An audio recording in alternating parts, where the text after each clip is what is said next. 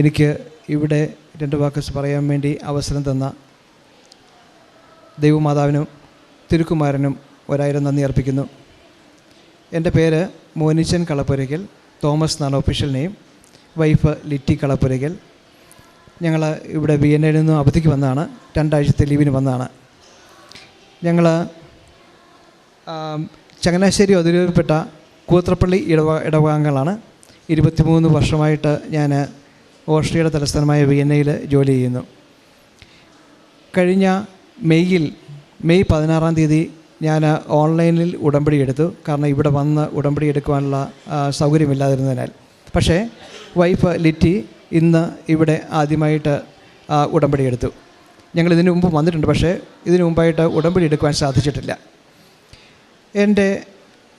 ഞാൻ ഇവിടെ സാക്ഷ്യം പറയാൻ വേണ്ടി പ്രിപ്പയർഡ് അല്ലായിരുന്നു.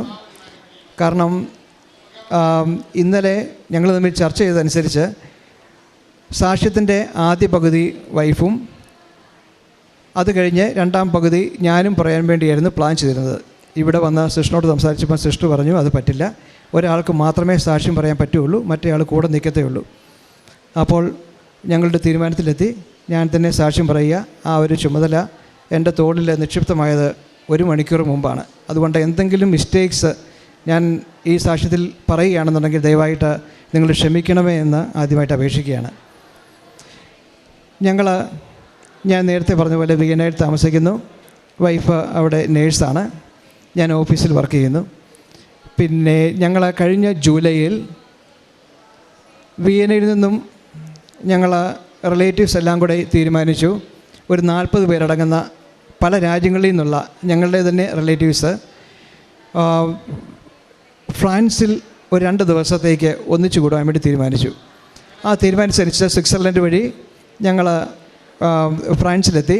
അവിടെ 2 ദിവസം ചിലവഴിച്ചതിന് ശേഷം തിരിച്ച് സ്വിറ്റ്സർലൻഡ് വഴി വിയന്നയിലേക്ക് വരുവാൻ വേണ്ടി ജൂലൈ മാസം ഒരു വ്യാഴാഴ്ച ദിവസം രാത്രി 10 മണിക്കാണ് ട്രെയിന് സ്വിറ്റ്സർലൻഡ് സൂറിച്ച് റെയിൽവേ സ്റ്റേഷനിൽ നിന്നും. അവിടുന്ന് ഞങ്ങൾ രാത്രിയിൽ റിസർവേഷൻ നേരത്തെ ബുക്ക് ചെയ്തിരുന്നെങ്കിലും പക്ഷേ റിസർവേഷൻ കിട്ടിയില്ല. അതുകൊണ്ട് തന്നെ റിസർവേഷൻ ഇല്ലാതെ ഞങ്ങൾ 13 പേരടങ്ങുന്ന സംഘം സ്വന്തക്കാർ തന്നെ ഞങ്ങൾ വിയന്നയിലേക്ക് പുറപ്പെട്ടു. പിറ്റേ ദിവസം രാവിലെ 8 മണിയായപ്പോൾ ഞങ്ങൾ വിയന്നയിലെത്തി. അപ്പം നല്ല ടയേർഡായിരുന്നു. അടുത്ത സ്പീഡ് ട്രെയിനും അതുപോലെ തന്നെ ഒരു ബസ്സും കൂടി എടുത്താൽ മാത്രമേ ഞങ്ങളുടെ വീട്ടിലെത്തുകയുള്ളൂ. ഇപ്പോൾ ഞങ്ങൾ 13 പേരും അടുത്ത ട്രെയിൻ എടുത്തു. പകുതിയായപ്പോൾ പെട്ടെന്ന് ഒരു അനൗൺസ്മെൻറ്റ്, എല്ലാ യാത്രക്കാരും ഇറങ്ങണം, ട്രെയിന് അല്പം കേടുണ്ട്, അതുകൊണ്ട് ഞങ്ങൾ ഫർദർ മുന്നോട്ട് പോവില്ല, ഞങ്ങൾ വർക്ക്ഷോപ്പിലേക്ക് ഈ ട്രെയിൻ കൊണ്ടുപോവുകയാണ് എന്ന് ഡ്രൈവറുടെ ഒരു അനൗൺസ്മെൻറ്റ് വന്നു. അപ്പോൾ ഞങ്ങൾ 13 പേരടങ്ങുന്നവരുൾപ്പെടെ എല്ലാ യാത്രക്കാരും ഏതാണ്ട് പകുതി വഴിയായപ്പോഴേക്കും അവിടെ നിന്ന് ഇറങ്ങി. പിന്നെ മറ്റൊരു മാർഗ്ഗം വീട്ടിലെത്തുവാൻ വേണ്ടി ബസ് മാത്രമേ ഉണ്ടായിരുന്നുള്ളൂ. തിരിച്ച് ബസ് എടുത്തു, കൂടെ ലഗേജും എല്ലാം. ഞങ്ങൾ 13 പേരടങ്ങുന്ന സംഘം സുരക്ഷിതമായിട്ട് വീട്ടിലെത്തിക്കഴിഞ്ഞ് എല്ലാവരും നല്ല ടയേർഡായിരുന്നു. ഓരോരുത്തരും അവരവരുടെ ബാഗുകൾ ഓരോ റൂമിൽ വെച്ചു. ഒന്ന് ഫ്രഷ് ആകുവാനും, ഭക്ഷണം ഇതുവരെ കഴിച്ചിട്ടില്ല, ഏതാണ്ട് ഒരു 9 മണിയായി. ഒന്ന് ഫ്രഷ് ആകുവാൻ വേണ്ടി ഞങ്ങൾ നീങ്ങി. 2 മണിക്കൂർ കഴിഞ്ഞപ്പോൾ പെട്ടെന്ന് ഒരു ഞെട്ടിപ്പിക്കുന്ന സത്യം ഞങ്ങൾ മനസ്സിലാക്കി. വൈഫിൻ്റെ ബാഗ് നഷ്ടപ്പെട്ടിരിക്കുന്നു. നിങ്ങളൊക്കെ ലേഡീസ് കൊണ്ട് നടക്കുന്ന ഈ ഹാൻഡ് ബാഗ് നഷ്ടപ്പെട്ടിരിക്കുന്നു. അതിൽ വളരെ വിലപ്പെട്ട രേഖകളായിരുന്നു, ഡോക്യുമെൻറ്റ്സും ഒക്കെ ആയിരുന്നു ഉണ്ടായിരുന്നത്. ഞാൻ പറയാം ഡീറ്റെയിലായിട്ട്. 3 പാസ്പോർട്ട്. വൈഫ് ഓസ്ട്രിയൻ സിറ്റിസനാണ്, ഓസ്ട്രിയയിലെ പാസ്പോർട്ട്. വൈഫിൻ്റെ ബ്രദറ് സ്വിറ്റ്സർലൻഡ് സിറ്റിസനാണ്, അദ്ദേഹത്തിൻ്റെ പാസ്പോർട്ട്. മൂന്നാമതായിട്ട് വൈഫിൻ്റെ മൂത്ത ആങ്ങളായും ഫാമിലിയും അമേരിക്കയിൽ സെറ്റിൽഡാണ്. അതിൽ ഒരാൾക്ക് നേഴ്സായിട്ട് വർക്ക് ചെയ്യുന്ന ഒരാളുടെ ഇന്ത്യൻ പാസ്പോർട്ട്. ഈ 3 പാസ്പോർട്ട്, ATM കാർഡ്, പണം, സ്വർണം, ഡയമണ്ട്, ഇതെല്ലാം അടങ്ങുന്ന ബാഗാണ് നഷ്ടപ്പെട്ടിരിക്കുന്നത്. ഒരു നിമിഷം എല്ലാവരും ഞെട്ടിത്തെരിച്ചിരുന്നു പോയി. കാരണം 2 ദിവസത്തേക്ക്, അന്ന് വെള്ളിയാഴ്ചയാണ്, ശനി ഞായർ മുടക്കമാണ്, ഓസ്ട്രിയയിലെ എല്ലാ ഓഫീസുകളും മുടക്കമാണ്. തിങ്കളാഴ്ച രാവിലെ ഞങ്ങൾ വെനീസ്, ഇറ്റലി, റോം, ഇവിടെയൊക്കെ ഞങ്ങൾ പോകാൻ വേണ്ടി ടിക്കറ്റും ബുക്ക് ചെയ്ത് അക്കോമഡേഷനും എല്ലാം ബുക്ക് ചെയ്തതാണ്. എല്ലാവർക്കും എന്ത് ചെയ്യണമെന്നറിയാതെ ഒരു നിമിഷം തെരിച്ചിരുന്നു പോയി. 2 പേരടങ്ങുന്ന ഓരോരോ ഗ്രൂപ്പുകളായിട്ട് ആദ്യത്തെ ട്രെയിൻ നിർത്തിയ സ്ഥലത്ത് 2 പേര് പോയി. രണ്ടാമത്തെ 2 പേര് അടുത്ത ട്രെയിനിൻ്റെ ട്രെയിൻ എവിടെയാണോ നിർത്തിയത് അവിടെ അങ്ങോട്ട് പോയി. മൂന്നാമത്തെ ആളുകൾ ബസ് സ്റ്റോപ്പിലേക്ക് പോയി. കുറച്ച് പേര് ലോസ്റ്റ് ആൻഡ് ഫൗണ്ടിലേക്ക് പോയി. പിന്നെ 2 പേര് പോലീസ് സ്റ്റേഷനിലേക്ക് പോയി. ഇവിടെ നിന്നെല്ലാം ഞങ്ങൾക്ക് കിട്ടിയ റിപ്ലൈ, സോറി, ഇപ്പം യൂറോപ്പിൽ റെഫ്യൂജീസൊക്കെ ഒത്തിരി ഉള്ള ഒരു സമയമാണ്, ഒത്തിരി വന്നിറങ്ങിയിട്ടുള്ള സമയമാണ്. ഞാൻ റെഫ്യൂജീസിനെ ഒന്നും കുറ്റം പറയുകയല്ല, പക്ഷേ അവിടെ ക്രൈംസ്, മോഷണം, മറ്റ് കാര്യങ്ങളുമൊക്കെ ഒത്തിരി കൂടിപ്പോയിട്ടുണ്ട്. അതുകൊണ്ട് ഈ ബാഗ് പലരുടെയും ഇങ്ങനെ നഷ്ടപ്പെട്ടിട്ടുണ്ട്. അതുകൊണ്ട് കിട്ടാനുള്ള ചാൻസ് വളരെ കുറവാണ്. 1% പോലും ഇല്ല എന്ന് പോലീസ് ഡിപ്പാർട്ട്മെൻറ്റിൽ നിന്നും ലോസ്റ്റ് ആൻഡ് ഫൗണ്ടിൽ നിന്നും നിങ്ങൾക്ക് റെസ്പോൺസ് കിട്ടി. അവർ പറഞ്ഞു, നിങ്ങൾക്ക് ഒരു കംപ്ലയിൻറ്റ് നിങ്ങൾക്ക് ലോഡ്ജ് ചെയ്യാം, പക്ഷേ അത് ഡയറക്റ്റ് പറ്റില്ല. അത് ഓൺലൈനിൽ കൂടി മാത്രമേ നിങ്ങൾക്ക് ആ കംപ്ലയിൻറ്റ് സബ്മിറ്റ് ചെയ്യാൻ പറ്റുള്ളൂ. അഥവാ ഞങ്ങളുടെ കയ്യിൽ ഏതെങ്കിലും വിധത്തിൽ ഈ ബാഗ് ആരെങ്കിലും തിരിച്ചേൽപ്പിക്കുകയാണ് എന്നുണ്ടെങ്കിൽ ഈ ബാഗ് നിങ്ങൾക്ക് കിട്ടാൻ വേണ്ടി അറ്റ്ലീസ്റ്റ് 2 വീക്സ് എടുക്കും. അപ്പോൾ ഞങ്ങൾക്കൊരു കാര്യം മനസ്സിലായി, എന്തായാലും വെനീസിനോ റോമിനോ പിന്നെ ഇറ്റലിക്കോ ഒന്നും പോക്ക് നടക്കില്ല. ആ പോക്ക് ക്യാൻസലായി. അതുപോലെ തന്നെ ഇന്ത്യൻ എംബസി ഞാൻ കോൺടാക്ട് ചെയ്തു. ഇന്ത്യൻ എംബസിയിൽ എൻ്റെ 2 സുഹൃത്തുക്കളുണ്ട്. അവർ 2 പേരും ഒരേ അഭിപ്രായത്തിൽ പറഞ്ഞു, ഈ പെൺകുട്ടിയുടെ പാസ്പോർട്ട് ഇവിടുന്ന് ഞങ്ങൾക്ക് ഇഷ്യൂ ചെയ്യാൻ പറ്റില്ല. ഞങ്ങൾക്ക് ഒരേ ഒരു കാര്യം ചെയ്യാൻ പറ്റും, ഈ ഒരു ട്രാവൽ ഡോക്യുമെൻ്റ് എംബസിയിൽ നിന്ന് ഞങ്ങൾ തരാം. ആ ട്രാവൽ ഡോക്യുമെൻ്റ് അനുസരിച്ച് ഈ പെൺകുട്ടി തനിയെ ഇന്ത്യയിൽ പോവുക, ഇന്ത്യയിൽ നിന്നും പുതിയ പാസ്പോർട്ടിന് വേണ്ടി അപ്ലൈ ചെയ്യുക. പാസ്പോർട്ട് കിട്ടിക്കഴിയുമ്പോൾ അമേരിക്കൻ എംബസിയുമായിട്ട് ബന്ധപ്പെട്ടിട്ട് അമേരിക്കയിൽ നിന്നുള്ള വിസ അതിലടിച്ച് കിട്ടിയാൽ ഈ പെൺകുട്ടിക്ക് തിരിച്ച് ജോലിയിൽ പ്രവേശിക്കാൻ അമേരിക്കയിൽ പോകാം. അല്ല എന്നുണ്ടെങ്കിൽ ഞങ്ങൾക്കൊന്നും ചെയ്യാൻ പറ്റില്ല എന്ന് പറഞ്ഞു. വൈഫിൻ്റെ കാര്യത്തിലൊക്കെ ഡ്യൂപ്ലിക്കേറ്റ് പാസ്പോർട്ട് ഓസ്ട്രിയയിൽ നിന്ന് കിട്ടും. പക്ഷേ ഇതായിരുന്നു ഞങ്ങളുടെ മുന്നിലെ ഏറ്റവും വലിയ തടസ്സം. അതുപോലെ തന്നെ കാർഡ്സ്, പണം, ഗോൾഡ്, ഡയമണ്ട് ഇതെല്ലാം നഷ്ടപ്പെട്ടു. അപ്പോൾ ഞാൻ ഉടമ്പടി എടുത്തയാളാണ്. അപ്പോൾ അതുകൊണ്ട് ഞാനൊരു കാര്യം തീരുമാനിച്ചു. കൃപാസന മാതാവിൻ്റെ ഫോട്ടോ അവിടെ ഞാൻ വെച്ചിട്ടുണ്ട്. ഇവിടെ നിന്ന് വാങ്ങിക്കുവാൻ പറ്റിയില്ല നീലത്തിരിയും പച്ചത്തിരിയും. പക്ഷേ അതിന് പകരമായിട്ട് ഞാൻ കടയിൽ നിന്നും കടയിൽ പോയി നീലത്തിരിയും പച്ചത്തിരിയും അവിടെ നിന്ന് മേടിച്ചിട്ട് അത് അവിടെ കത്തിച്ചു എല്ലാ ദിവസവും വെച്ച് പ്രാർത്ഥിക്കുന്നുണ്ടായിരുന്നു. രാവിലെ പ്രത്യക്ഷീകരണ പ്രാർത്ഥനയും സയാന പ്രാർത്ഥനയും എല്ലാം. അതുപോലെ തന്നെ ജോസഫ് അച്ഛൻ്റെ ധ്യാനത്തിൽ ഞങ്ങൾ എല്ലാ ചൊവ്വാഴ്ചയും പങ്കെടുക്കാറുണ്ട്. പിന്നെ മറ്റു കാരുണ്യ പ്രവൃത്തികൾ, ചാരിറ്റി പ്രവൃത്തികൾ, ഇവിടുന്ന് ഫൈനാൻഷ്യൽ അസിസ്റ്റൻസ് ആർക്കെങ്കിലും ആവശ്യമുള്ളപ്പോൾ ഞങ്ങൾ അത് നിർവഹിക്കാറുണ്ട്. അങ്ങനെ പല നല്ല കാര്യങ്ങളും ഒരു പരിധിവരെ ഞങ്ങൾക്ക് ചെയ്യാൻ സാധിക്കുന്നു. ബൈബിൾ വായിക്കാറുണ്ട്. അപ്പം ഞാനൊരു കാര്യം തീരുമാനിച്ചു. ഈ ബാഗ് കിട്ടിക്കഴിഞ്ഞ് ഞാൻ പ്രത്യക്ഷീകരണ പ്രാർത്ഥന തിരി കത്തിച്ചിട്ട് ചൊല്ലി. എന്നിട്ട് ഞാൻ പറഞ്ഞു, ഈ ബാഗ് തിരിച്ച് കിട്ടിക്കഴിഞ്ഞാൽ മാത്രമേ ഞാൻ ഈ തിരി അണയ്ക്കൂ എന്ന് പറഞ്ഞു. ആ തിരി അവിടെ കത്തിച്ചു വെച്ചു. എന്ത് ചെയ്യണമെന്ന് ഞങ്ങൾക്കറിയില്ല. ഏത് ട്രെയിനിൽ നിന്നാണ് ഞങ്ങൾക്ക് ഈ ബാഗ് നഷ്ടപ്പെട്ടതെന്ന് ഒരു പിടിയില്ല. പക്ഷേ പെട്ടെന്ന് ഒരു ഫോൺ വന്നു. ലിറ്റിയുടെ കൂടെ സഞ്ചരിക്കുന്ന ആ കുട്ടികൾ, അമേരിക്കയിൽ നിന്നുള്ള കുട്ടികൾ ലിറ്റി ട്രെയിനിൽ ഇരുന്നപ്പോൾ ഉള്ള ഒരു ഫോട്ടോ എടുത്തിട്ടുണ്ടായിരുന്നു. ആ ഫോട്ടോ രണ്ടാമത്തെ ട്രെയിനിൽ ഇരുന്നപ്പോഴാണ് ഈ ഫോട്ടോ എടുത്തത്. ആ ഫോട്ടോയിൽ കാണിച്ചിരിക്കുന്നത് വലതുവശത്ത് ലിറ്റിയുടെ ബാഗുണ്ട്. എന്നിട്ട് മൊബൈൽ ഇങ്ങനെ നോക്കിക്കൊണ്ടിരിക്കുന്നു. സാറിന് ഇപ്പം ജനങ്ങൾക്ക് അഡിക്റ്റ് ആണല്ലോ സോഷ്യൽ മീഡിയാസ്. അപ്പോൾ അങ്ങനെ നോക്കിക്കൊണ്ടിരിക്കുന്നു. അപ്പോൾ ഞങ്ങൾക്ക് മനസ്സിലായി, രണ്ടാമത്തെ ട്രെയിനിലോ അല്ലെങ്കിൽ അടുത്ത് കയറിയ ബസ്സിൽ നിന്നുമാണ് ബാഗ് നഷ്ടപ്പെട്ടിരിക്കുന്നത്. അപ്പോഴും എന്ത് ചെയ്യണമെന്നറിയില്ല. അപ്പോൾ വീണ്ടും ഞാനിങ്ങനെ പ്രാർത്ഥിച്ചു. 5 മിനിറ്റ് കഴിഞ്ഞപ്പോൾ പെട്ടെന്നൊരു തോന്നൽ, ഓസ്ട്രിയയിൽ ഒരു മലയാളി കുടുംബമുണ്ട്. ആ മലയാളി കുടുംബത്തിലെ ഒത്തിരി മലയാളി കുടുംബമുണ്ട്. അതിൽ നിന്ന് ഒരു മലയാളി കുടുംബത്തിലെ ഒരു കൊച്ച് ഓസ്ട്രിയയിലെ റെയിൽവേ ഡിപ്പാർട്ട്മെൻറ്റ് ജോലി ചെയ്യുന്നു. ആ കുട്ടിയുടെ നമ്പർ എൻ്റെ കയ്യിലില്ല. പക്ഷേ ഈ കുട്ടിയെ ബന്ധപ്പെടുക എന്ന ഒരു ഫീലിംഗ് എനിക്കുണ്ടായി. അപ്പം നമ്പർ ഇല്ലെങ്കിൽ തന്നെ അദ്ദേഹത്തിൻ്റെ കുടുംബത്തെ എല്ലാവരെയും എനിക്കറിയാം, അങ്കിളിനെ എനിക്കറിയാം. അപ്പോൾ അങ്കിളിനെയും ഫാദറിനെയും ഞാൻ വിളിച്ചു, നമ്പർ മേടിച്ചു. റിച്ചു എന്നാണ് ആ പയ്യൻ്റെ പേര്. റിച്ചുവിനെ ഞാൻ കോൺടാക്ട് ചെയ്തു. റിച്ചുവിനെ കോൺടാക്ട് ചെയ്തപ്പം എനിക്ക് ആദ്യമൊന്നും കിട്ടിയില്ല. പക്ഷേ റിച്ചു തിരിച്ച് വിളിച്ചപ്പം ഞാൻ ഈ കാര്യം പറഞ്ഞു. റിച്ചു പറഞ്ഞു, സോറി അങ്കിളെ, എനിക്കൊന്നും ചെയ്യാൻ പറ്റില്ല. കാരണം അടുത്ത ഒരാഴ്ചത്തേക്ക് ഞാൻ ലീവിലാണ്. പിന്നെ പോർച്ചുഗലിൽ നടക്കുന്ന യൂത്ത് കോൺഫറൻസിന് വേണ്ടി ഞാൻ ജർമ്മനി വഴി പോയിക്കൊണ്ടിരിക്കുകയാണ്, ട്രെയിനിലാണ്. ഞാൻ ജോലിയിലായിരുന്നുവെങ്കിൽ എനിക്ക് ആരെങ്കിലും കോൺടാക്ട് എന്തെങ്കിലും ചെയ്യാൻ പറ്റുമായിരുന്നു എന്ന് പറഞ്ഞു.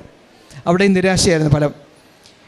അത് കഴിഞ്ഞ് വീണ്ടും ഞാനിങ്ങനെ എന്ത് ചെയ്യണമെന്നറിയാതെ ഇരുന്നപ്പോൾ റിച്ചു വീണ്ടും വിളിച്ചിട്ട് ചോദിച്ചു, അങ്കിളെ എവിടുന്നാണ്, ഏത് ട്രെയിനിൽ നിന്നാണ് നഷ്ടപ്പെട്ടത് എന്നറിയാമോ എന്ന് ചോദിച്ചു. അപ്പോൾ ഞാൻ പറഞ്ഞു, മോനെ സെക്കൻഡ് ട്രെയിനിൽ അല്ലെങ്കിൽ ബസ്സിൽ നിന്നാണ് നഷ്ടപ്പെട്ടത്. ഓക്കെ, എത്ര മണിക്കാണ് ഈ ട്രെയിന് അവിടുന്ന് പുറപ്പെട്ടത് വിയന്നയിൽ നിന്ന്? ഞാൻ പറഞ്ഞു ഇത്ര മണിക്കാണ് പുറപ്പെട്ടത്. അപ്പോൾ പിന്നെ മറ്റ് ഡീറ്റെയിൽസ് ഒന്നും എനിക്കറിയില്ല, എനിക്കൊന്നും ചെയ്യാൻ ഒരു ഡീറ്റെയിൽസും എനിക്കില്ല, ആകെപ്പാടെ ഒരു ക്ലൂ ഇല്ല. റിച്ചു പറഞ്ഞു ഓക്കെ നോക്കട്ടെ എന്ന് പറഞ്ഞു. ആ ഒരു പ്രതീക്ഷയിൽ ഞാൻ ഇരുന്നു. 1 മണിക്കൂർ കഴിഞ്ഞപ്പോൾ റിച്ചു ചെയ്തത് നേരെ റെയിൽവേയുടെ സെൻട്രൽ ഡിപ്പാർട്ട്മെൻറ്റിൽ അദ്ദേഹം വിളിച്ചിട്ട് ഈ സമയത്ത് ആ ട്രെയിൻ ഓടിച്ചിരുന്ന ഡ്രൈവർ ആരായിരുന്നു എന്ന് അറിഞ്ഞു. അദ്ദേഹത്തിൻ്റെ മൊബൈൽ നമ്പർ എടുത്തു. മൊബൈൽ നമ്പറിൽ ആ ഡ്രൈവറെ കോൺടാക്റ്റ് ചെയ്തു. പക്ഷേ ഡ്രൈവർ തിരിച്ച് റെസ്പോൺസ് ഒന്നും വരുന്നില്ല. 2 മണിക്കൂർ റിച്ചു വെയിറ്റ് ചെയ്തു, എന്നിട്ടൊന്നും റെസ്പോൺസ് ഇല്ല. അവസാനം 2 മണിക്കൂർ കഴിഞ്ഞപ്പോൾ ഡ്രൈവർ തിരിച്ചു വിളിച്ചു, ഈ കാര്യങ്ങൾ ചോദിച്ചു. ഡ്രൈവർ പറഞ്ഞു, സോറി, ഈ ട്രെയിൻ, ഈ 2ാമത്തെ ട്രെയിൻ ഞാൻ ഓടിച്ചുകൊണ്ട് പോയി, അത് സത്യമാണ്, ഞാനായിരുന്നു ഡ്രൈവർ. പക്ഷേ വർക്ക്ഷോപ്പിൽ ഞാൻ കൊണ്ടുപോയി കൊടുത്തു. കാരണം അതിലെ ഒരു ബോഗിയിൽ കംപ്ലയിൻ്റ് ഉണ്ടായിരുന്നു, ടെക്നിക്കൽ ഫോൾട്ട് കാരണം ഞാൻ അവിടെ അത് ഏൽപ്പിച്ചു. പക്ഷേ ആ ഒരു ടെക്നിക്കൽ കംപ്ലയിൻ്റ് ഉണ്ടായിരുന്ന ആ ഒരു ബോഗി അവിടെ ഇട്ടിട്ട് ബാക്കി ബോഗികൾ ഉൾപ്പെടെ ഞാൻ തിരിച്ച് ഫർദർ മറ്റ് സ്റ്റേഷനിലേക്ക് യാത്ര ചെയ്യുകയും ചെയ്തു. അതുകൊണ്ട് ഈ ബോഗി തിരിച്ച് വർക്ക്ഷോപ്പിൽ ഏൽപ്പിച്ചപ്പോൾ ഇതിൻ്റെ അകത്ത് കയറി ഞാൻ ചെക്ക് ചെയ്യാനോ ഒന്നും എനിക്ക് സമയം കിട്ടിയില്ല, അതുകൊണ്ട് എനിക്കൊന്നും ചെയ്യാൻ പറ്റില്ല എന്ന് പറഞ്ഞ് വീണ്ടും റിച്ചു എന്നെ ഇതറിയിച്ചു. മറ്റ് യാതൊരുവിധ ചാൻസും ഇല്ല എന്ന് ഞങ്ങൾക്ക് എല്ലാവർക്കും മനസ്സിലായി. അപ്പോൾ പിന്നെ എന്താണ് ചെയ്യേണ്ടതെന്ന് ഞങ്ങൾക്ക് ഒരു ഐഡിയയും ഇല്ല. ഇന്ത്യൻ എംബസിയെ വീണ്ടും കോൺടാക്റ്റ് ചെയ്തു. ട്രാവൽ ഡോക്യുമെൻറ്റ് ആ കുട്ടിക്ക്, അമേരിക്കയിൽ നിന്ന് വന്ന കുട്ടിക്ക് തിരിച്ചു പോകാൻ വേണ്ടി ട്രാവൽ ഡോക്യുമെൻറ്റ് കിട്ടുമോ എന്നൊക്കെ അന്വേഷിച്ചു. അത് കഴിഞ്ഞപ്പോൾ വീണ്ടും റിച്ചു എന്ത് ചെയ്തതെന്ന് ചോദിച്ചാൽ നേരെ വർക്ക്ഷോപ്പിൽ കോൺടാക്റ്റ് ചെയ്തു. ആ വർക്ക്ഷോപ്പിൽ കോൺടാക്റ്റ് ചെയ്തിട്ട് റിച്ചു അവിടുത്തെ വർക്ക്ഷോപ്പിൽ ജോലി ചെയ്ത ആൾക്കാരോട് പറഞ്ഞു, നിങ്ങളുടെ ഇന്ന ഡ്രൈവർ കൊണ്ടുവന്ന ആ ട്രെയിനിലെ ഒരു ബോഗി അവിടെ ഉണ്ടല്ലോ, ആ ബോഗിയിൽ വല്ലതും ആരെങ്കിലും ഒരു ബാഗ് മറന്നു വെച്ച് പോയോ എന്നൊന്ന് നോക്കുമോ എന്ന് ചോദിച്ചു. അവരെ 2 പേര് വർക്ക്ഷോപ്പിലെ സ്റ്റാഫാണ്. അവർ നേരെ ട്രെയിനിൽ വന്ന് ചെക്ക് ചെയ്തപ്പോൾ അത്ഭുതകരമെന്ന് പറയട്ടെ, ഏത് കമ്പാർട്ട്മെൻറ്റാണ്, ഏത് ബോഗി ആയിരുന്നോ കേടായത്, ആ ബോഗിയിലായിരുന്നു ഞങ്ങൾ യാത്ര ചെയ്തത്. അതുകൊണ്ട് തന്നെ ആ ബാഗ് അവിടെ വെച്ചിട്ടുണ്ട്. സുരക്ഷിതമായിട്ട് ഒരു മുട്ടുസൂചി പോലും നഷ്ടപ്പെടാതെ ആ ബാഗ് ആരും തുറക്കാതെ ആ ബാഗ് ആ സീറ്റിൽ ഇരിപ്പുണ്ടായിരുന്നു. റിച്ചു ഞങ്ങളെ കോൺടാക്റ്റ് ചെയ്തു. പക്ഷേ ഒരു കാര്യം പറയട്ടെ, ഈ കംപ്ലയിൻ്റ് ഉള്ള ഈ കമ്പാർട്ട്മെൻറ്റ്, ഈ ബോഗി അല്ലായിരുന്നു ഈ ബാഗോ അല്ലെങ്കിൽ ഞങ്ങൾ യാത്ര ചെയ്തിരുന്നു എങ്കിൽ ഫർദർ മറ്റ് സ്റ്റേഷനിലോട്ടൊക്കെ ഈ ട്രെയിൻ പോകും. ആരെങ്കിലും കയ്യിൽ കിട്ടുന്നവരെ അത് എടുത്തുകൊണ്ട് പോകും, പിന്നെ തിരിച്ച് കിട്ടുന്ന പ്രശ്നമില്ല. അവിടെ ഈയിടെയും ഒരു കാര്യം സംഭവിച്ചതാണ്. എൻ്റെ ഓഫീസിൽ ഒരാൾ ഇവിടെ ഇന്ത്യയിൽ നിന്ന് വന്നു. പുള്ളിയുടെ ടാക്സി ഓർഡർ ചെയ്യാൻ വേണ്ടി പെട്ടി ഇവിടെ വെച്ചിട്ട് തിരിഞ്ഞിങ്ങനെ നിന്ന് ടാക്സി ഓർഡർ ചെയ്ത ആ നിമിഷം തന്നെ അദ്ദേഹത്തിൻ്റെ 2000 യൂറോയും ലാപ്ടോപ്പ് അടങ്ങുന്ന ആ ബാഗ് അപ്പോഴേ നഷ്ടപ്പെട്ടു 2 മിനിറ്റിനുള്ളിൽ. അപ്പോൾ ഇതാണ് അവിടുത്തെ സിറ്റുവേഷൻ. അപ്പോൾ ഞാൻ പറഞ്ഞു വന്നത് ആ കൃപാസന മാതാവിൻ്റെ അനുഗ്രഹത്തെ പറ്റിയാണ്. ഈ ഉടമ്പടി എടുത്ത് പ്രാർത്ഥനയിൽ മുഴുകിയ ഒരു ജീവിതം ഞങ്ങൾ നയിച്ചതുകൊണ്ടാണ് ഇത്രയും വലിയ വിഷമസന്ധിയിലും ഞങ്ങൾ ഒരു അടിപതറാതെ ഞങ്ങൾ ആ നിമിഷം അതിനെ ഫേസ് ചെയ്തതും അവസാനം മാതാവിൻ്റെ കൃപാവരത്താൽ ഞങ്ങൾക്ക് ആ ബാഗ് സുരക്ഷിതമായി ഒന്നും നഷ്ടപ്പെടാതെ തന്നെ തിരിച്ചു കിട്ടിയത്. കൃപാസന മാതാവിന് 1000 നന്ദി പറയുന്നതോടൊപ്പം തന്നെ ഇവിടെ ഈ ഒരവസരം തന്ന ജോസഫ് അച്ഛനും ബഹുമാനപ്പെട്ട സിസ്റ്ററിനും മറ്റ് വോളണ്ടിയേഴ്സിനുമെല്ലാം നന്ദിയുടെ നിറമെല്ലാം കൽപ്പിച്ചുകൊണ്ട് ഞാൻ നിർത്തുന്നു. നിൻ്റെ ദൈവമായ കർത്താവ്, വിജയം നൽകുന്ന യോദ്ധാവ് നിൻ്റെ മധ്യേയുണ്ട്. സെഫാനിയ പ്രവാചകൻ്റെ പുസ്തകം 3-ാം അധ്യായം 17-ാം തിരുവചനമാണ്. തങ്ങളുടെ ജീവിതത്തിൽ ഓൺലൈൻ ഉടമ്പടി എടുത്ത് പ്രാർത്ഥിച്ചു കൊണ്ടിരിക്കുന്ന കുടുംബമായിരുന്നു. വളരെ വിശ്വസ്തമായിട്ട് ഉടമ്പടിയിൽ എന്തൊക്കെ കാര്യങ്ങൾ പറഞ്ഞിരുന്നുവോ അതൊക്കെ എല്ലാ നിബന്ധനകളും പാലിച്ചുകൊണ്ട് തന്നെ പ്രാർത്ഥനയും പ്രവർത്തനവുമായിട്ട് മുമ്പോട്ട് പോയിക്കൊണ്ടിരിക്കുമ്പോഴാണ് അവരൊരു ട്രിപ്പിന് പോകുന്നത്. ആ ടൂറിന് പോയി സ്വിറ്റ്സർലൻഡ് വഴി 2 ദിവസത്തേക്ക് ഓസ്ട്രിയയിൽ നിന്ന് ടൂറിന് പോകുമ്പോൾ പിന്നീട് തിരിച്ചു വരുമ്പോഴാണ് 13 പേര് ഉൾപ്പെട്ട ഇവരുടെ ഗ്രൂപ്പിൽ ഇവർക്ക് ഏറ്റവും വിലപിടിപ്പുള്ള പല കാര്യങ്ങൾ, അതായത് 3 പാസ്പോർട്ട്, പണം, സ്വർണം, ഡയമണ്ട് ഇങ്ങനെയുള്ള എല്ലാം ഉള്ള ബാഗാണ് നഷ്ടപ്പെടുന്നത്. അത് ഏത് മീഡിയയിൽ, അതായത് ഏത് ട്രാവലിംഗ് ട്യൂളിലാണ് നഷ്ടപ്പെട്ടതെന്നുള്ളത് ആർക്കും ചിന്തിക്കാൻ പോലും പറ്റാത്ത അവസ്ഥ. അവർ ട്രെയിനിൽ പോയി, ബസ്സിൽ പോയി, അപ്പോഴിത് എവിടെ വെച്ച്, അത് പല രാജ്യത്തു കൂടെ കടന്നുപോയി, ഇത് എവിടെ വെച്ച് എങ്ങനെ ഏത് നിമിഷം നഷ്ടപ്പെട്ടു ഇതൊന്നും അറിയില്ല.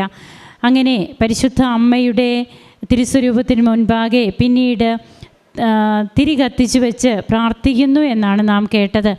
അമ്മയോട് പറയുന്നു, അമ്മേ ഇത് ഞങ്ങൾക്ക് കിട്ടുന്നത് വരെ ഞങ്ങൾ ഈ തിരി അണയ്ക്കില്ല.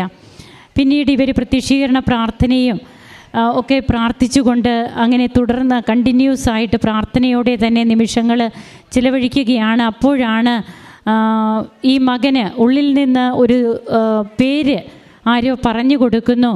അത് പരിശുദ്ധ അമ്മ തന്നെയാണെന്നാണ് പറയുക. ഒരു മലയാളി ഒരു യുവാവിൻ്റെ പേര് പറഞ്ഞു കൊടുക്കുന്നു.